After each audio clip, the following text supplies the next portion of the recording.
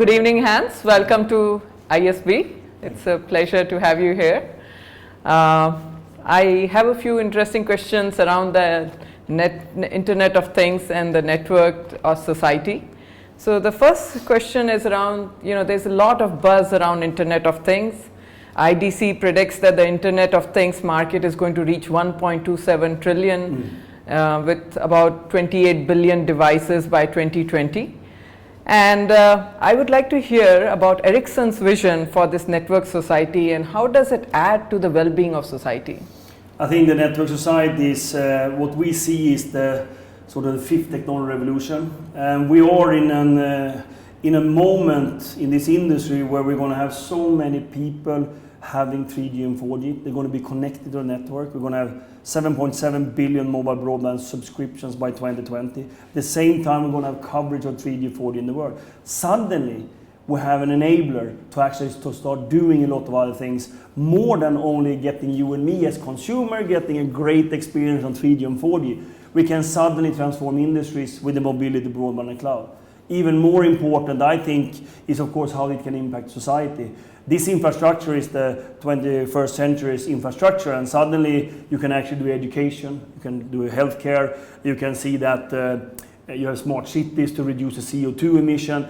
We can address so many of the challenges that we see all around us on the planet right now, and that the global leaders they are looking at, and ICT will have a big role in that. So the network society is much wider than you and I having 3 and 4G, and that's why I would tend to agree to that the Internet of Things will be there. It's going to be you or me to a machine and machine to machine in order to make this life and this planet much more simple to live at. Sure. And maybe you can expand a little bit about how does 5G add value when you talk about machine to machine talking to each other versus us as humans using 4G and for communication. How is that changing, and how is 5G as a technology adding value? So 5G as a technology is, I would say, from a design principle, very different from 3G and 4G. 3G and 4G was basically, this design principle was higher speed and better throughput for the consumer, so you can have a better experience on 3G and 4G. 5G is also, besides then getting better throughput and speed, is also an industrial internet. Meaning that we think about different type of use cases, everything from sensors that are in remote areas without a power grid, and they need to have that sensor live 10 years on the same battery. That's the one use case when a network needs to understand that. Another could be an autonomous car where you need to have a latency extremely low in order to steer the car without a driver. Those use cases would transform two industries. One would of course be the remote areas, the other would transform the transport industry. These are different use cases, and there are numerous different use cases where industries are going to benefit from the mobility, broadband and the cloud in 5G. And that's the design principle we have for 5G. Sure.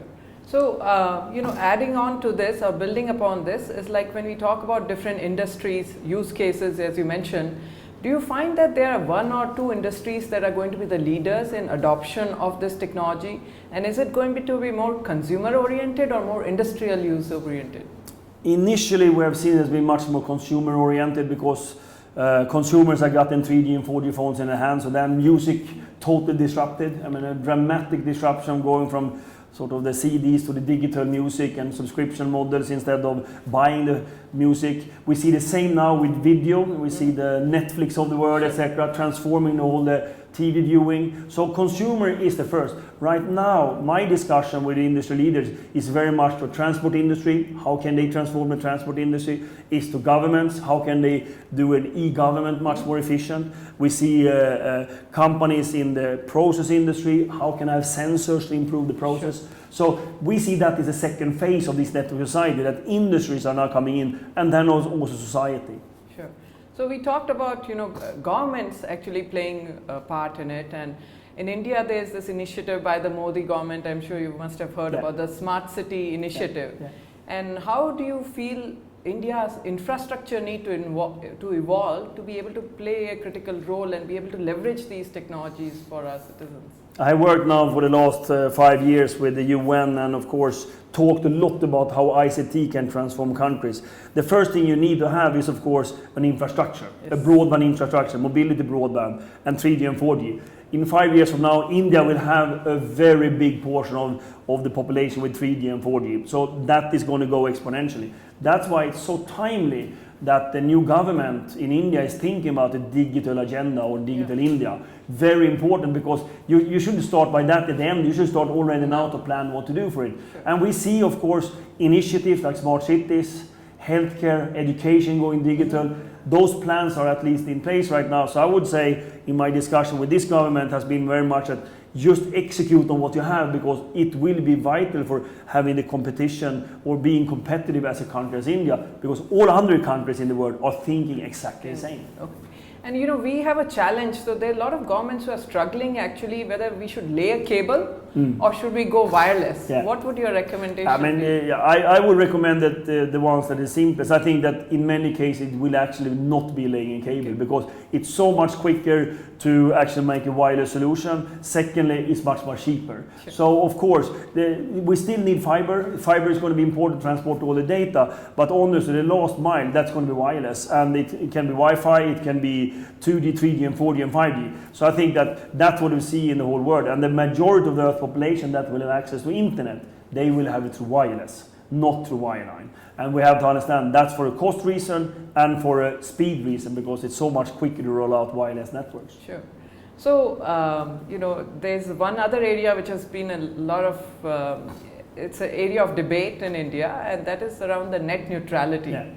And there have been a lot of discussions, and would love to get your opinion, considering you're a member of the internet.org. Yeah. What do you feel is the best way to go forward? You know, you have to make it economical as well. You need to understand how to give access, and I think that's the biggest argument for internet.org.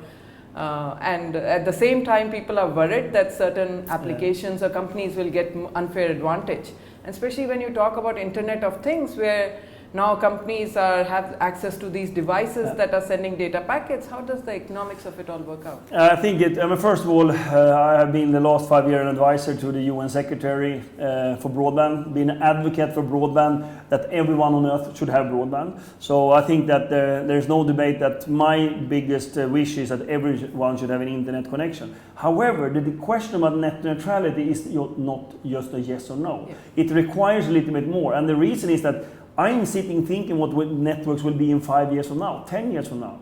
Think about when you connect the car, that's great, you know, and then you maybe don't need to talk so much about net neutrality. But when you connect all the cars in order to improve the traffic planning, to avoid accidents, etc., then you really need to understand that we need to have different lanes in the network in order to get all the positive impact from ICT, which we need to have in order to have a prosperous continuation of our planet. In order to reduce CO2 emission, we need to use ICT. So I see it's a much more wider debate you need to have. There's no one that there's no one saying that everyone should have access to internet. That is a very critical and given. But we need to also have a little bit more open debate that it's going to be different lanes of quality of service in order to unleash all the things we want in the network. That's fantastic. So the last question is, I think, you know, with respect to the innovation lab that you have set up at Facebook, and this is basically trying out new technologies, experimenting with them, use cases. Are you considering a similar setup in the emerging country space, and could ISB be one of the potential? No, I think that definitely. I mean, we see that we think we are the largest in the world on mobile infrastructure. We're the leader on 2G, 3G, 4G, and we are planning to be number one on 5G as well. So for us to work with the ecosystem to understand what the ecosystem want from the network is extremely important. Historically, we together with the operator, we can define what it was. Now we need to talk to a big world, different industries, application innovators. Right. So that becomes very important for us to work with them. So I don't exclude that we could work with ISB, we can work in India here when the networks and the market is ready. Yes, I mean, I think, as you said, right, if there's a lot more density here and there are different demands from the network, maybe it could act as an innovation hub to say, how does this ecosystem... And partly that's why we work with Facebook and having a lab for them, because sometimes in markets where you have a lot of 4G and fiber, you believe that the whole world have that experience, and then you develop an application that's going to work for that. But we know the truth, being in 180 countries. That's not the experience everyone have. If you do a very video-intense solution and you only have 2G in the market, it will not even work, and there's going to be frustration. That's why we actually work with Facebook before they launch this product, so they understand how to launch that product in different type of environment.